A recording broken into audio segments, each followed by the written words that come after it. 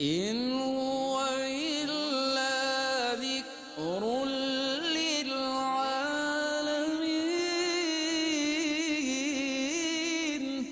یہ قرآن تو صرف تمام جہان والوں کے لیے نصیحت ہے۔ اعوذ باللہ من الشیطان الرجیم، بسم اللہ الرحمن الرحیم۔ ناظرین محترم، السلام علیکم ورحمۃ اللہ وبرکاتہ۔ میں ہوں آپ کا میزبان محمد رئیس احمد۔ قرآن کریم کی تلاوت، ترجمہ اور تفسیر پر مشتمل یہ پروگرام پیغام قرآن آپ دیکھ رہے ہیں۔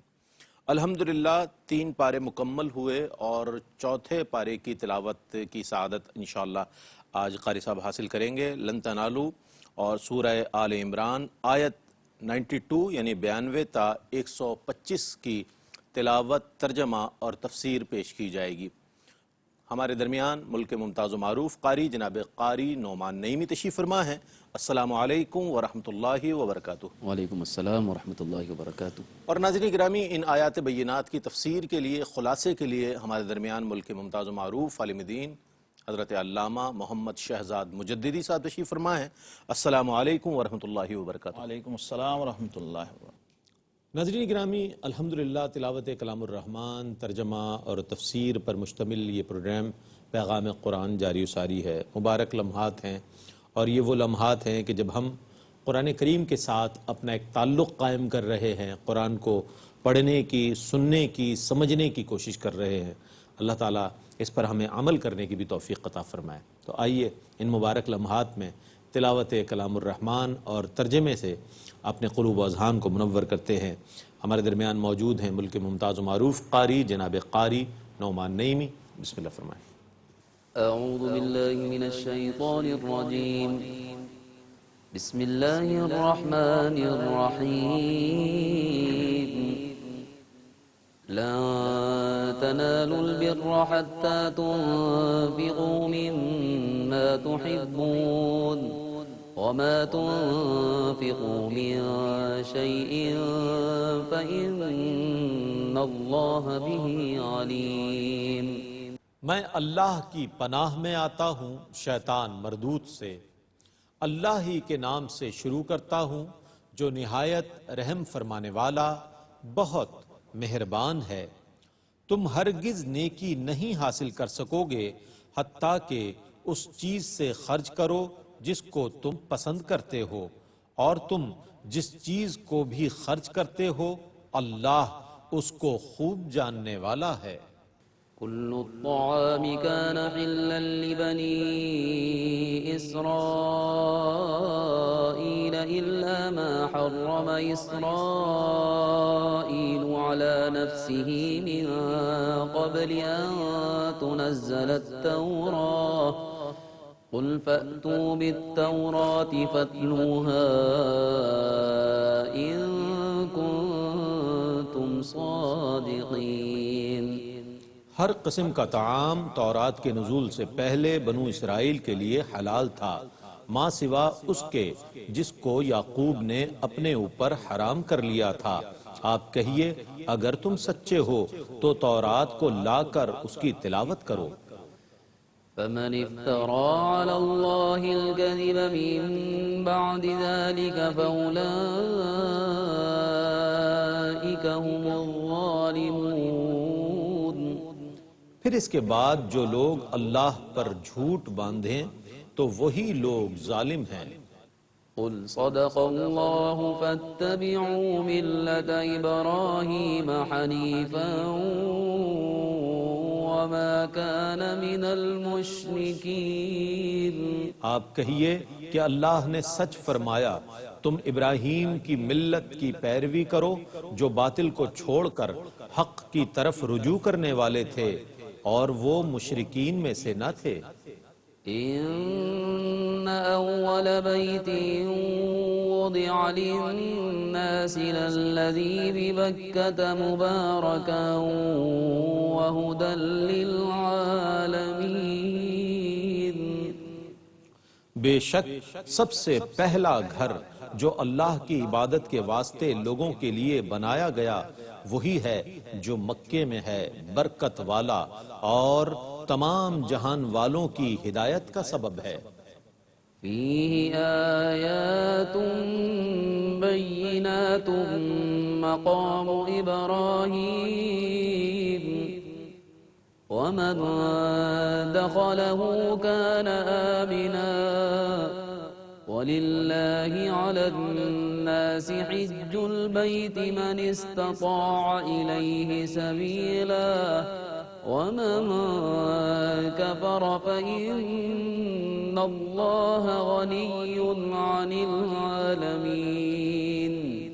اس میں واضح نشانیاں ہیں، مقام ابراہیم ہے، اور جو شخص اس میں داخل ہوا وہ بے خوف ہو گیا.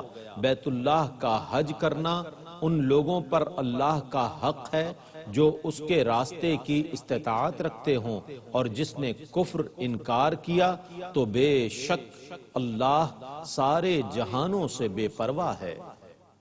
قل يا أهل الكتاب لم تكفرون بآيات الله والله شهيد على ما تعملون. آپ کہیے اے اہل کتاب، اللہ کی آیتوں کا کیوں انکار کرتے ہو، حالانکہ اللہ تمہارے تمام اعمال پر گواہ ہے. قل يا أهل الكتاب لم تصدون عن سبيل الله من آمن تبغونها عوجا وأنتم شهداء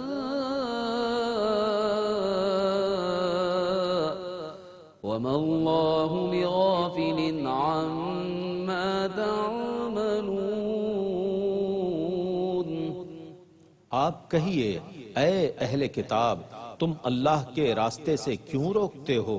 تم ایمان والوں کے راستے کو بھی ٹیڑھا کرنا چاہتے ہو، حالانکہ تم خود اس دین کے برحق ہونے پر گواہ ہو، اور اللہ تمہارے اعمال سے غافل نہیں ہے.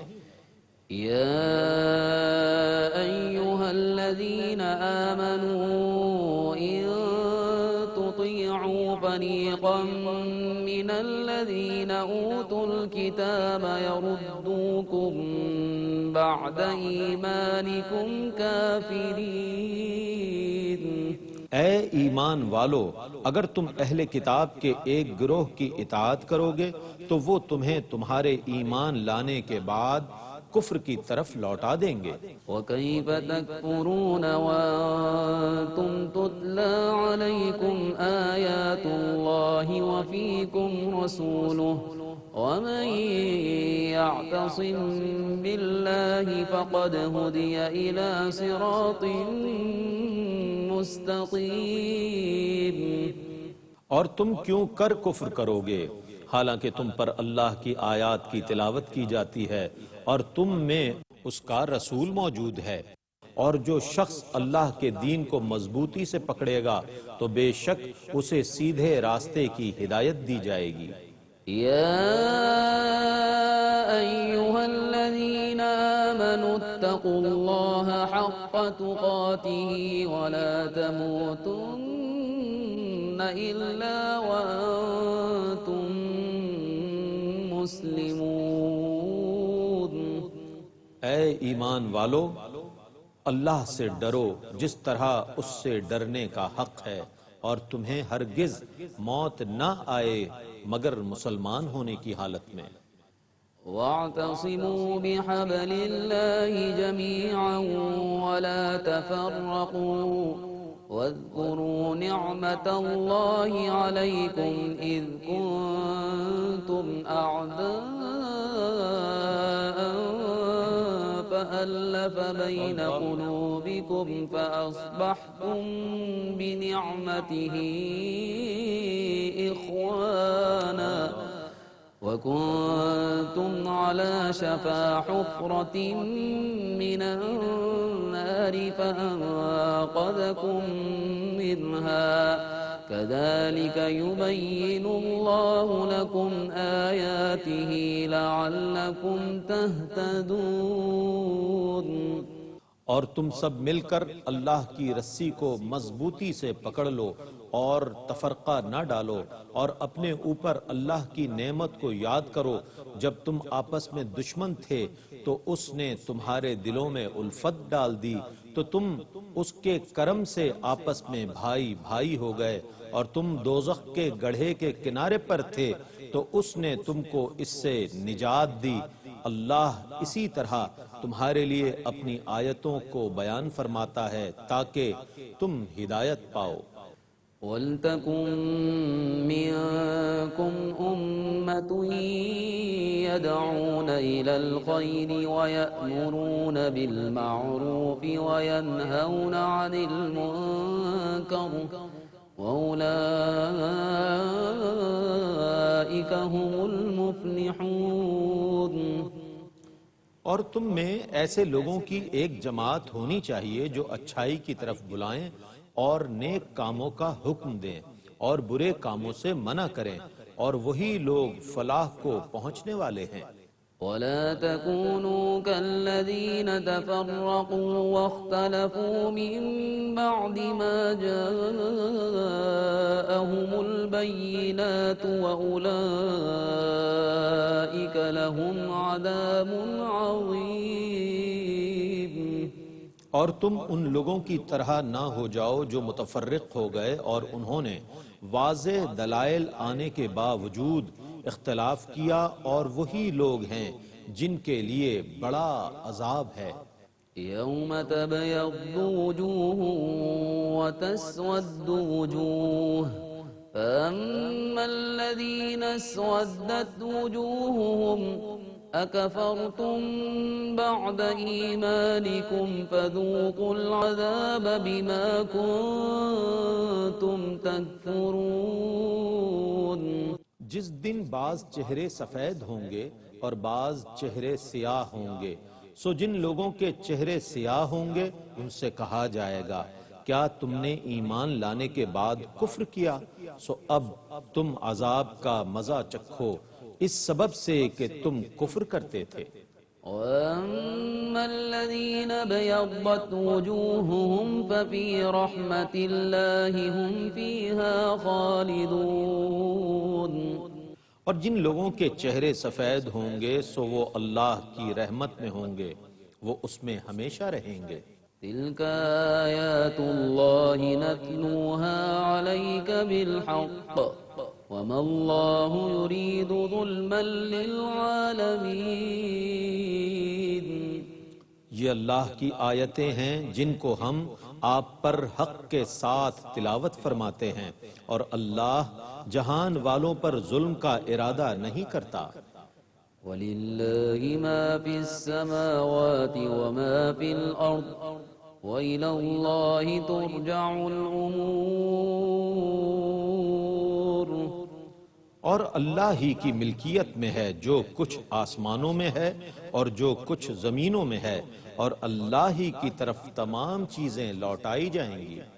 كنتم خير أمة أخرجت للناس تأمرون بالمعروف وتنهون عن المنكر وتؤمنون بالله ولو آمن أهل الكتاب لكان خيرا لهم منهم المؤمنون وأكثرهم الفاسقون۔ جو امتیں لوگوں کے لیے ظاہر کی گئی ہیں تم ان سب میں بہترین امت ہو، تم نیکی کا حکم دیتے ہو اور برائی سے روکتے ہو، اور تم اللہ پر ایمان رکھتے ہو، اور اگر اہل کتاب ایمان لے آتے تو ان کے حق میں بہتر تھا، ان میں سے بعض مومن ہیں اور اکثر کافر ہیں۔ لن يضروكم إلا أذى وإن يقاتلوكم يولوكم الأدبار ثم لا ينصرون۔ وہ تمہیں زبانی اذیت دینے کے سوا اور کوئی ضرر نہیں پہنچا سکیں گے، اگر وہ تم سے جنگ کریں تو تمہارے سامنے سے پیٹھ پھیر کر بھاگیں گے، پھر ان کی مدد نہیں کی جائے گی۔ ضربت عليهم الذلة أينما ثقفوا إلا بحبل من الله وحبل من الناس وباءوا بغضب من الله وضربت عليهم المسكنة ذلك بأنهم كانوا يكفرون بآيات الله ويقتلون الأنبياء بغير حق ذلك بما عصوا وكانوا يعتدون.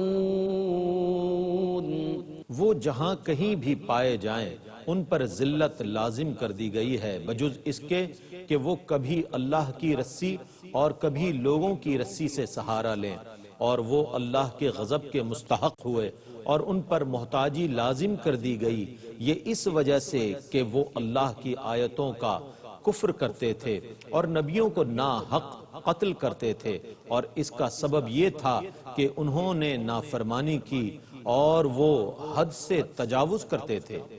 ليسوا سواء من أهل الكتاب أمة قائمة يتلون آيات الله آناء الليل وهم يسجدون. وہ سب برابر نہیں ہیں. اہل کتاب میں سے ایک گروہ قیام کرتا ہے، رات کے اوقات میں اللہ کی آیتوں کی تلاوت کرتا ہے اور وہ سجدہ کرتے ہیں. يؤمنون بالله واليوم الآخر ويأمرون بالمعروف وينهون عن المنكر ويسارعون في الخيرات وأولئك من الصالحين. وہ اللہ پر اور یوم آخرت پر ایمان رکھتے ہیں اور وہ نیکی کا حکم دیتے ہیں اور برائی سے روکتے ہیں اور نیک کاموں میں جلدی کرتے ہیں اور وہی نیکوں میں سے ہیں. وما يفعلوا من خير فلن يكفروه والله عليم بالمتقين. اور وہ جو بھی نیک کام کرتے ہیں ان کی ناقدری ہرگز نہیں کی جائے گی اور اللہ متقین کو خوب جاننے والا ہے. ان الذين كفروا لن تغني عنهم اموالهم ولا اولادهم من الله شيئا واولئك اصحاب النار هم فيها خالدون.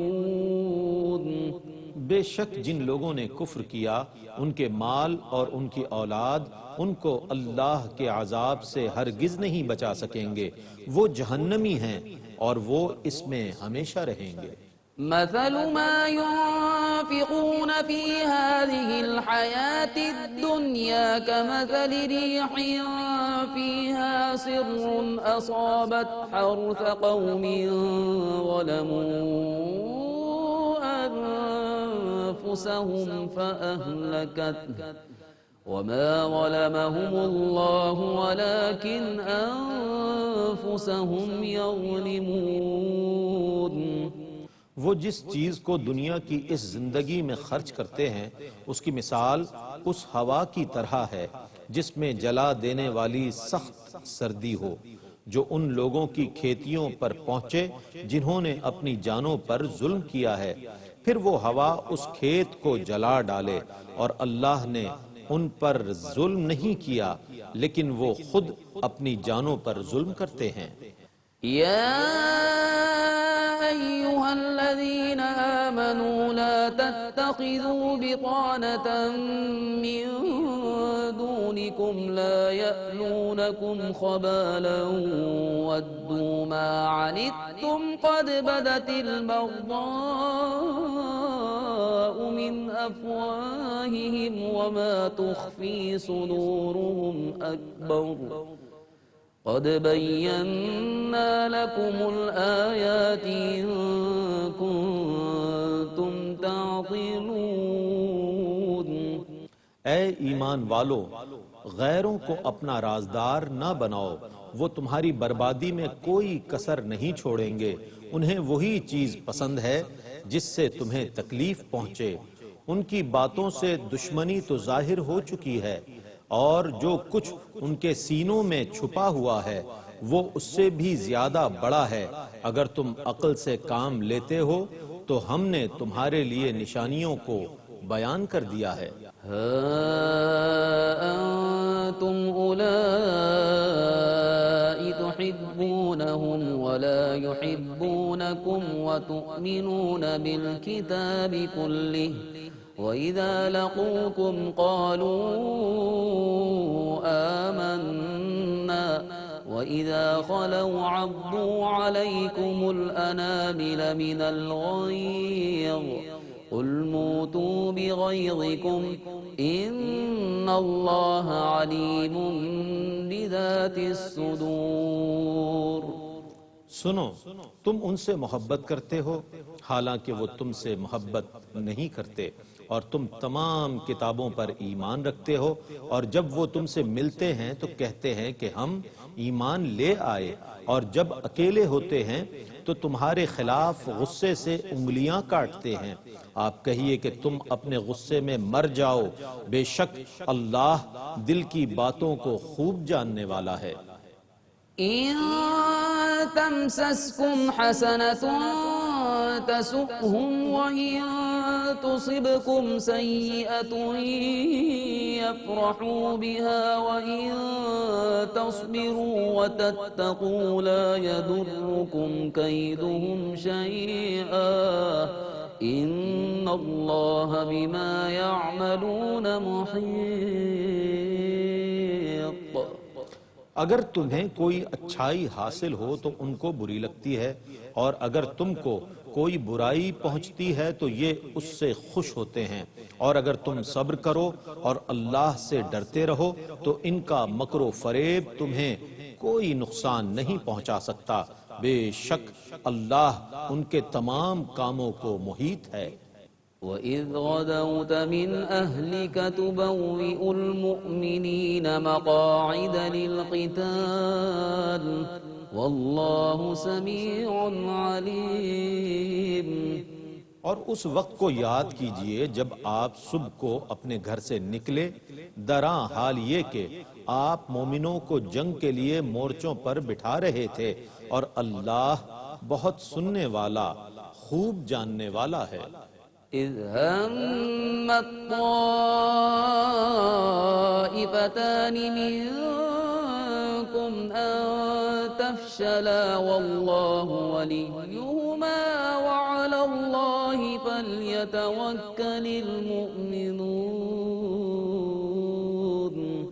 جب تم میں سے دو گروہ بزدلی پر تیار ہو گئے، حالانکہ اللہ ان کا مددگار تھا، اور مومنوں کو اللہ ہی پر توکل کرنا چاہیے۔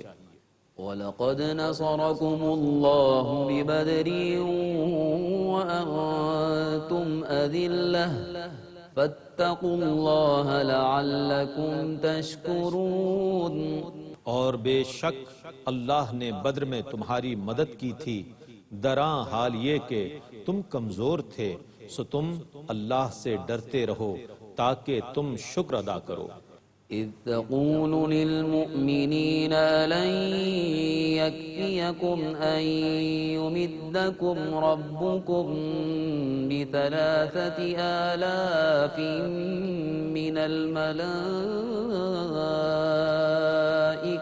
منزلين۔ اے رسول مکرم، یاد کیجئے جب آپ مومنوں سے فرما رہے تھے، کیا تمہارے لیے یہ کافی نہیں ہے کہ تمہارا رب 3,000 نازل کیے ہوئے فرشتوں سے تمہاری مدد فرمائے؟ بَلَىٰ إِن تَصْبِرُوا وَتَتَّقُوا وَيَأْتُوكُم مِّن فَوْرِهِمْ هَٰذَا يُمْدِدْكُمْ رَبُّكُم ب5,000 مِّنَ الْمَلَائِكَةِ مُسَوِّمِينَ۔ ہاں کیوں نہیں، اگر تم ثابت قدم رہو اور اللہ سے ڈرتے رہو تو جس آن دشمن تم پر چڑھائی کریں گے اسی آن اللہ 3000 کی بجائے 5000 نشان زدہ فرشتوں سے تمہاری مدد فرمائے گا۔ ماشاءاللہ ناظرین، جن آیات بینات کی تلاوت کی گئی اور ترجمہ پیش کیا گیا اور سعادت کے اس سفر میں آپ کا اور ہمارا ساتھ رہا، آئیے برکتوں میں مزید اضافے کے لیے تفسیر کی جانب بڑھتے ہیں اور علامہ محمد شہزاد مجددی صاحب کی خدمت میں ملتمس ہوں کہ ان آیات بینات کی تفسیر فرمائیں۔ بسم اللہ الرحمن الرحیم، الحمدللہ رب العالمین والصلاة والسلام علی اشرف الانبیاء والمرسلین وعلی آلہ وصحبہ اجمعین۔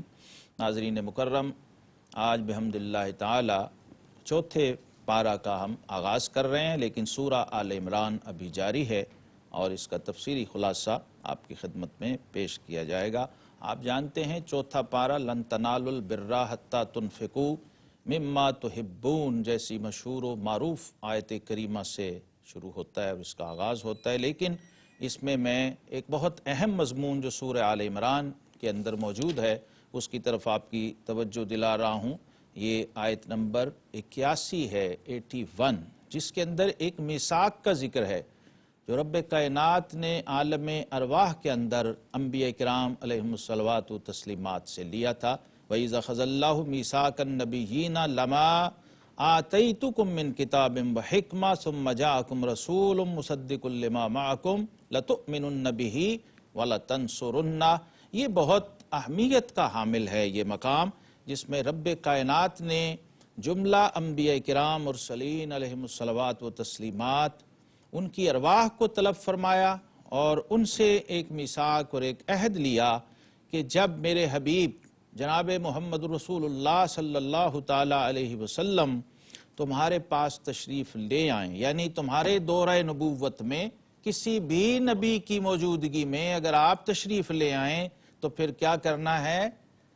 جب میرے حبیب آ جائیں اور وہ کیا کریں؟ وہ آ کر تمہاری تصدیق کریں گے، تمہاری نبوت کی تصدیق کریں۔ ایک تو ان کی اتھارٹی بتائی ہے، واہ واہ واہ، اور دوسرا انبیاء کرام کو ان کی ذمہ داری بتائی جا رہی ہے اور ان سے معاہدہ کیا جا رہا ہے لَتُؤْمِنُنَّ بِهِ وَلَتَنْصُرُنَّ، کہ تم ضرور اس پر ایمان لانا۔ سبحان اللہ۔ دیکھیے انبیاء کرام کو بھی پابند کیا گیا ہے ہمارے آقا و مولا حضور صلی اللہ تعالی علیہ وسلم پر ایمان لانے کا۔ سبحان اللہ۔ اس کا مطلب یہ ہے حالانکہ انبیاء کو تو ایمان کی حاجت نہیں ہے، لیکن ایمان کہتے ہیں یقین کو، اور یقین انبیاء کرام علیہم الصلوات و تسلیمات کو دلایا بھی جا رہا ہے، ان سے عہد بھی لیا جا رہا ہے کہ میرے حبیب کریم علیہ الصلوۃ والسلام کی شان و عظمت نبوت و رسالت سے بھی بلند ہے۔ اللہ اکبر، اللہ، اس لیے تم نے نبی و رسول ہو کے بھی میرے حبیب کی عظمت کا یقین رکھنا۔ کیا کہنے، اگرچہ ابھی آپ تشریف نہیں لائے،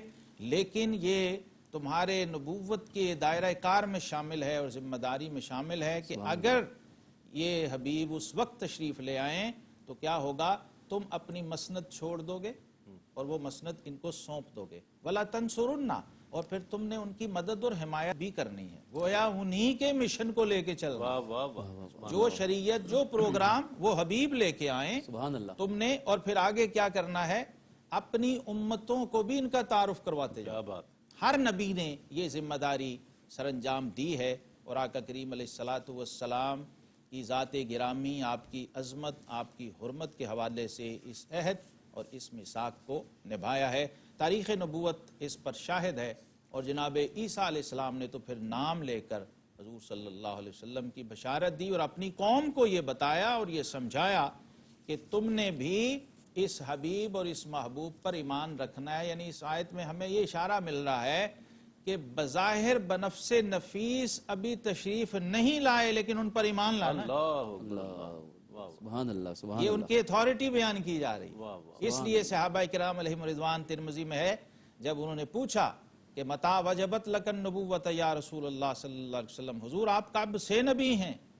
آقا علیہ السلام نے فرمایا وآدم بین الروح والجسد، کیا کہنے، جب آدم ابھی روح اور جسم کے مابین تھے میں اس وقت بھی نبی تھا۔ اللہ اکبر، سبحان آقا اللہ۔ کریم علیہ السلام کی نبوت کی رینج اور وسعت وہ یہاں اس آیت کریمہ میں طے کر دی گئی، اور یہ بھی بتا دیا کہ آپ صرف امت کے نبی نہیں ہیں بلکہ نبیوں کے بھی نبی ہیں۔ سبحان اللہ۔ چوتھے پارے کا آغاز ہے سورہ آل عمران آیت 92، فرمایا تم ہرگز بھلائی کو نہیں پہنچو گے، نیکی کو نہیں پا سکتے، تقوی کی روح کو نہیں پا سکتے، اطاعت الہی کا مصداق نہیں ہو سکتے، اور جنت کی نعمتوں سے لطف اندوز نہیں ہو سکتے جب تک کہ اللہ کی راہ میں اپنی محبوب ترین چیز خرچ نہ کر دو۔ حضرت سیدنا عمر بن عبدالعزیز رحمۃ اللہ تعالی علیہ، آپ جب اللہ کی راہ میں خرچ کرنے کی بات آتی تھی تو شکر کی بوریاں بھر بھر کے خیرات کیا کرتے۔ اللہ اللہ۔ تو لوگوں نے کہا کہ حضور آپ کے پاس تو نقد مال بھی ہے، تو پھر آپ یہ خاص طور پہ شکر کی بوریاں کیوں بانٹتے ہیں؟ تو آپ نے فرمایا کہ کیونکہ مجھے ذاتی طور پہ شکر بہت پسند ہے اور مرغوب ہے، تو میں اس لیے اس شیپ میں خیرات کرتا ہوں تاکہ میری وہ جو قلبی محبت اور میلان ہے اور اس آیت کا جو تقاضا ہے اس پر پورا ہوتا ہے۔ سبحان اللہ سبحان وہ دیکھیے یہ ہمارے سلف کا طریق ہے، اگر یہاں محض خرچ کرنا نہیں ہے، مما تحبون ہے، اور پھر یہ جو مما ہے اس کے اندر ایک بعضیت کا اور ایک جزئیت کا پہلو بھی ہے۔ مم یعنی بے شک اس سارا خرچ نہ کرو، کچھ رکھو بھی، کچھ اپنے لیے بھی رکھو، یہ بھی اللہ کو پسند ہے۔ اور آقا کریم علیہ الصلوۃ والسلام نے تو ہمیں ایسی پیاری شریعت دی ہے، فرمایا اگر اس نیت سے اپنے آپ پر بھی خرچ کرو گے وہ بھی صدقہ ہو جائے گا، واہ واہ واہ، سبحان اللہ سبحان اللہ۔ اور اپنے اہل و عیال پر خرچ کر دو گے تو وہ بھی صدقہ ہو جائے سبحان گا، اللہ، اور اپنے مہمان پر خرچ کر دو گے صدقہ، وہ بھی صدقہ ہو جائے گا۔ تو دیکھیے صدقے کا تصور ہمارے دین میں بہت ہی وسیع ہے، بہت ہی وسیع۔ فرمایا کل معروف صدقہ، ہر نیکی، ہر اچھائی، ہر بھلائی صدقہ، واہ واہ یہاں تک کہ اپنے بھائی سے مسکرا کر ملنا بھی صدقہ ہے، واہ واہ، اور میٹھی بات کہنا یہ بھی صدقہ ہے، خیر اور بھلائی کی بات کرنا، امر بالمعروف اور نہی عن المنکر، یہ سب صدقات ہی کے زمرے میں آنے والی چیزیں ہیں۔ تو ایک بات یہ ہمیں سمجھا دی گئی کہ اللہ کی راہ میں جب خرچ کرو تو اچھی چیز خرچ کرو، ایسا نہ ہو کہ جو ردی اور گھٹیا چیز ہو وہ تو راہ خدا میں دے دو، اور جو بہترین چیز ہے اسے اپنے پاس رکھ لو۔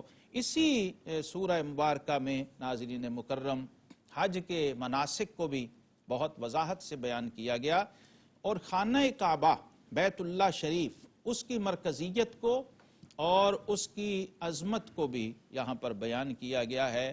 سورہ آل عمران آیت 96 کے اندر فرمایا بے شک سب میں پہلا گھر جو لوگوں کی عبادت کے لیے مقرر ہوا وہ ہے جو مکہ میں ہے۔ دیکھیے مکہ کا ایک نام قرآن پاک میں بکہ آیا ہے، اور مکہ معظمہ آپ جانتے ہیں ام القریٰ ہے، تمام بستیوں کی ماں ہے، جڑ ہے، جہاں سے باقاعدہ آبادی کا روئے زمین پر آغاز ہوا ہے، اور اس کو فرمایا یہ برکت والا مقام ہے، سبحان اللہ، بلد الامین ہے، اللہ اکبر، والتین والزیتون وطور سینین وہذا البلد الامین، سبحان اللہ سبحان یہ برکتوں والا شہر ہے، امن والا ہے، اور ہدی للعالمین۔ خانہ کعبہ جو ہے اس کی شان دیکھیے، یہ سارے جہانوں کا رہنما ہے، سبحان اللہ۔ تمام جہانوں کو رہنمائی فراہم کرنے والا مرکز ہے، اور اس کی مرکزیت توحید کے حوالے سے، اہل ایمان کے حوالے سے اتنی اہمیت کی حامل ہے کہ اہل علم یہ کہتے ہیں کہ دنیا کے بت قدوں میں پہلا وہ گھر خدا کا، ہم پاسباں ہیں اس کے، یہ پاسباں ہمارا۔ سیدنا ابو ذر غفاری رضی اللہ تعالیٰ نے پوچھا تھا نا کہ یا رسول اللہ صلی اللہ علیہ وسلم یہ بیت المقدس جو ہے یہ پہلے بنا ہے یا خانہ کعبہ پہلے بنا ہے؟ تو آقا کریم علیہ الصلوۃ والسلام نے فرمایا کہ بیت اللہ جو مسجد الحرام ہے یہ بیت المقدس سے 40 سال پہلے تعمیر کیا گیا، گویا اس کو اولیت حاصل ہے، اور یہاں قرآن نے کہا ان اول بیت، واہ واہ، پہلا گھر، تو قرآن نے بھی اشارہ کر دیا کہ اولیت کا شرف مسجد الحرام ہی کو حاصل ہے۔ یہود کا تصور یہ تھا کہ ہمارا کعبہ زیادہ، ہمارا قبلہ زیادہ اہمیت کا حامل ہے، مسجد اقصی بیت المقدس وہ بھی ہمارا مرکز ہے، ہمارے لیے حرم ہے، کوئی شک نہیں، لیکن قبلہ ابراہیمی ہونے کی وجہ سے حضور صلی اللہ تعالی علیہ وسلم نے بیت اللہ کو اور قرآن نے خود زیادہ اہمیت عطا فرمائی۔ اور حج ہمیشہ یاد رکھیے ہر دور ہر زمانے میں خانہ کعبہ ہی کا ہوا ہے، بیت المقدس میں کبھی حج نہیں ہوا۔ اگرچہ اس کی طرف رخ کر کے نماز ضرور پڑھی جاتی رہی ہے بعض زمانوں میں، لیکن آدم علیہ السلام سے لے کر ہمارے آقا و مولا جناب محمد رسول اللہ صلی اللہ علیہ وسلم تک اور اب قیامت تک حج جو ہے وہ بیت اللہ شریف ہی کا ہوگا، طواف اسی عمارت کا اور اسی حرم کا ہوگا، اور اسی کے ساتھ حج کی وابستگی کو فرضیت کا درجہ دیا ہے قرآن نے۔ فرمایا فیہ آیات بینات مقام ابراہیم، یہاں پھر ذکر آ گیا کہ اس میں کھلی نشانیاں ہیں۔ یہ بہت قابل غور بات ہے۔ کھلی نشانیوں کا مطلب ہے کھلی آنکھوں سے دن کی روشنی میں نظر آنے والی نشانیاں۔ اس کے لیے کسی خوردبین کی ضرورت نہیں ہے، کسی معجزے اور کرامت کے ظہور و صدور کی ضرورت نہیں ہے۔ ایمان کی آنکھ سے دیکھو گے تو تمہیں نظر آئے گا کہ اس کے اندر حجر اسود بھی ہے، اس کے اندر مقام ابراہیم بھی ہے، اس کے اندر رکن یمانی بھی ہے، اس کے اندر خانہ کعبہ بھی ہے، اس میں بئر زمزم بھی ہے، اس میں صفا اور مروہ بھی ہے۔ سبحان اللہ۔ اور پھر ذرا اور ہٹ کے دیکھو گے تو منا اور مزدلفہ اور عرفات بھی نظر آئیں گے۔ یہ سب شاعر اللہ ہیں، یہ سب اللہ کی نشانیاں ہیں، اور شاعر اللہ کی شان یہ ہوتی ہے کہ انہیں دیکھنا بھی عبادت ہے، ان کو دیکھنا بھی ثواب ہو جاتا ہے، کیونکہ ان کی نسبتیں ہیں اللہ کے پیاروں سے۔ اب یہ مقام ابراہیم کیا ہے ناظرین مکرم؟ جہاں پر اللہ کے خلیل علیہ السلام کے قدم لگ گئے۔ اب جس پتھر کو اللہ کے نبی کے قدموں سے نسبت ہو گئی ہے وہ کیا ہوا؟ آیاتم بینات بن گیا، وہ اللہ کی کھلی نشانی ہو گیا، وہ شاعر اللہ میں سے ہو گیا، اس کی تعظیم اور تکریم لازم ہو گئی۔ اور پھر اس سے پہلے ہم ذکر کر چکے ہیں کہ اس کو مصلی بھی بنانے کا حکم دیا گیا، مقام ابراہیم کو مصلی بنایا۔ اب فرمایا وَلِلَّهِ عَلَى النَّاسِ حِجُّ الْبَيْتِ مَنِ اسْتَطَاعَ إِلَيْهِ سَبِيلًا، کہ جو شخص استطاعت رکھتا ہو اس پر لازم و فرض ہے کہ وہ اللہ کے گھر کا حج کرے، یعنی حج روئے زمین پر اب اور کہیں نہیں ہو سکتا سوائے اس مقام کے جہاں بیت اللہ شریف ہے۔ تو حج کو منسوب کر دیا گیا ہے بیت اللہ شریف کے ساتھ، اسی لیے زندگی میں ایک ہی بار حج فرض ہے، کیونکہ ایک مقام فکس ہے اور استطاعت کے ساتھ اس کو مشروط کر دیا گیا ہے، یعنی صحت ہو اور نفقہ اور اخراجات پورے ہوں اور امن ہو، راستے صاف ہوں، اور جسمانی طور پر بندہ اس قابل ہو کہ وہ سفر کر سکے، تو اس پر بیت اللہ شریف کا حج زندگی میں ایک بار فرض ہو جاتا۔ سبحان اللہ، سبحان جب آقا کریم علیہ السلام نے یہ حکم بیان کیا تو صحابہ اکرام علیہم رضوان جمع تھے۔ ایک صحابی نے پوچھا اکل عام، کا حضور کیا ہر سال فرض ہے؟ تو آقا کریم علیہ السلام نے سکوت اور خاموشی اختیار فرمائی۔ پھر پوچھا کیا ہر سال؟ پھر آپ صلی اللہ علیہ وسلم خاموش رہے۔ پھر پوچھا کیا ہر سال؟ تو آپ صلی اللہ علیہ وسلم نے فرمایا لو قلت نعم لوجبت، فرمایا اگر میں ہاں کہہ دیتا، نعم کہہ دیتا تو یہ ہر سال فرض ہو جاتا۔ اس لیے وہ باتیں مت پوچھا کرو جو غیر ضروری ہوتی ہیں، جتنا بیان کر دیا جائے اس پہ اکتفا کیا کرو۔ اور یہاں حج کی اہمیت کے حوالے سے بہت اہم بات وَمَنْ كَفَرَ فَإِنَّ اللَّهَ غَنِيٌّ عَنِ الْعَالَمِينَ، فرمایا جس نے انکار کیا، یعنی حج کی جو اعتقادی اہمیت ہے اس کی طرف اشارہ کر دیا۔ ایک ہے حج نہ کرنا، وہ تو گناہگار ہو جائے گا، اور جس نے حج کا انکار کر دیا کہ یہ ضروری نہیں ہے، یہی پیسے کہیں اور خرچ کر دو، تو وہ دائرہ ایمان سے خارج ہو جائے گا۔ فرمایا اللہ تعالیٰ تمام جہانوں سے بے نیاز ہے، یعنی حج اللہ کی ضرورت نہیں ہے، ایمان والوں کی ضرورت ہے۔ اسی طرح فرمایا یا ایمان والو اللہ سے ڈرو جیسا کہ اس سے ڈرنے کا حق ہے، اور ہرگز نہ مرنا مگر مسلمان۔ اللہ کی راہ میں اپنی زندگی کو اس طرح گزارنا کہ اس کا خوف اور اس کی خشیت ہر حال میں تم پر غالب رہے، تو پھر کیا ہوگا؟ موت اسلام کی حالت میں آئے گی۔ اب یہاں اس امت کی ایک ذمہ داری اور بھی بیان فرما دی گئی ہے سورہ آل عمران میں۔ فرمایا تم میں ایک ایسی جماعت ضرور رہنی چاہیے جو ہمیشہ حق کی طرف، بھلائی کی طرف لوگوں کو بلائے، اچھی بات کا حکم دے اور بری بات سے روکے، اور یہی لوگ مراد کو پہنچنے والے ہیں۔ یہ وہ لوگ ہیں ناظرین محترم جو ہمارے علماء ہیں، ہمارے مشائخ ہیں، ہمارے مبلغین ہیں، ہمارے سلف صالحین نے اس روایت کو ہمیشہ زندہ رکھا، اور اس امت میں آج بھی یہ جاری ہے اور قیامت تک جاری رہے گی۔ ایسا گروہ اور ایسی جماعت اللہ کی بہت بڑی نعمت ہوتی ہے جو حق اور باطل کا فرق لوگوں کو سمجھاتے رہیں. یہی اہل علم کی ڈیوٹی ہے. اس لیے آقا کریم علیہ السلام نے فرمایا ان العلماء ورثۃ الانبیاء. سبحان اللہ. اور اسی کے بالکل ساتھ امت کی یہ خاصیت آیت نمبر 110 میں بیان فرما دی کہ تم بہترین امت ہو ان سب امتوں میں جو لوگوں میں ظاہر ہوئی ہیں. واہ واہ. اور فرمایا کیوں ہو کہ بھلائی کا حکم دیتے ہو اور برائی سے سبحان اللہ. منع کرتے ہو. یہ امر بالمعروف اور نہی عن المنکر بہت بڑا دینی فریضہ ہے. آقا کریم علیہ السلام نے مومن کی یہ شان بیان کی ہے کہ جب تم میں سے کوئی برائی کو دیکھے تو اپنے ہاتھ سے روکے، اور اگر ایسا نہ ہو نہ کر سکے تو پھر زبان سے، اور اگر اس کی بھی قدرت نہ رکھتا ہو تو پھر کیا کرے؟ اپنے دل میں اس کو برا جانے. اور یہ ایمان کی کمزور ترین حالت ہے.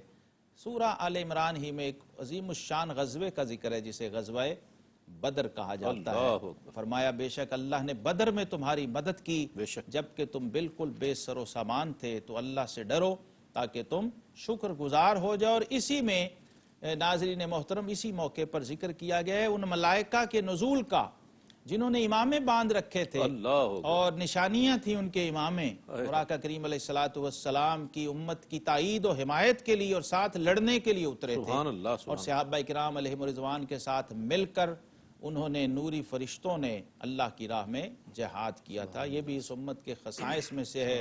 اور علامہ اقبال مجھے یاد آ گئے، انہوں نے فرمایا تھا فضائے بدر پیدا کر فرشتے تیری نصرت کو اتر سکتے ہیں گردوں سے قطار اندر قطار ربی. وآخر دعوانا ان الحمدللہ رب العالمین. سبحان اللہ سبحان اللہ. جزاک اللہ.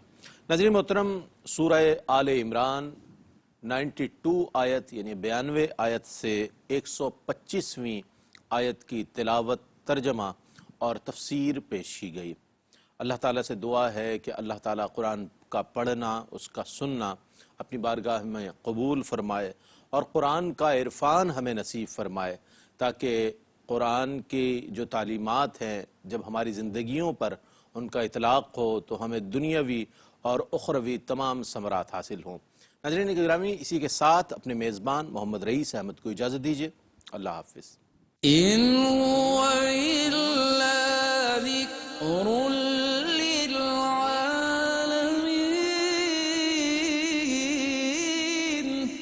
یہ قرآن تو صرف تمام جہان والوں کے لیے نصیحت ہے.